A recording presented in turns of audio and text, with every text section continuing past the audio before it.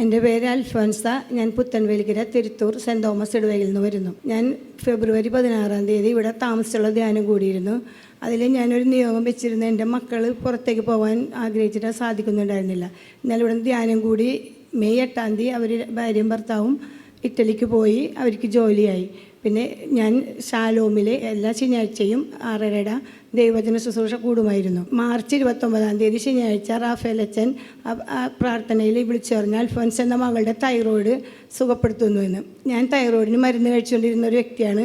അപ്പം എനിക്ക് മരുന്ന് ആ മാസം ഡോക്ടറെ കാണാൻ പോകണമായിരുന്നു. ഞാൻ അന്ന് വിളിച്ച് പറഞ്ഞാൽ 29 ഞാൻ എൻ്റെ മരുന്നൊക്കെ നിർത്തി. 10 ദിവസം കഴിഞ്ഞപ്പോൾ ഞാൻ ഡോക്ടറെ പോയി കണ്ടു. അപ്പോൾ ഡോക്ടറിന് ടെസ്റ്റ് ചെയ്തിട്ട് വരണമെന്ന് പറഞ്ഞു. അതിന് ഞാൻ എൻ്റെ ടെസ്റ്റ് ചെയ്ത ആദ്യത്തെ റിപ്പോർട്ടും രണ്ടാമത്തെ റിപ്പോർട്ടും കൊണ്ടുപോയി കാണിച്ചു. അപ്പോൾ ഡോക്ടറിന് ആദ്യത്തെ റിപ്പോർട്ടിൽ അൽഫോൻസക്ക് തൈറോയിഡ് ഉണ്ടായിരുന്നു. എന്നാൽ ഇപ്പോഴത്തേൽ തൈറോയിഡ് കാണുന്നില്ല. എന്ത് മരുന്നാണ് കഴിക്കണമെന്ന് ചോദിച്ചു. അപ്പോൾ ഞാനൊരു മരുന്നും കഴിച്ചില്ല. എൻ്റെ ഈശോയാണ് എനിക്കത് മാറ്റി തന്നതെന്ന് പറഞ്ഞു. എനിക്ക് 1000 ഈശോയോടും മാതാവിനോടും ഞാൻ 1000 നന്ദി പറയുന്നു. ശക്തമായിട്ട് കൈകളടിച്ച് നമുക്ക് നന്ദി പറയാം.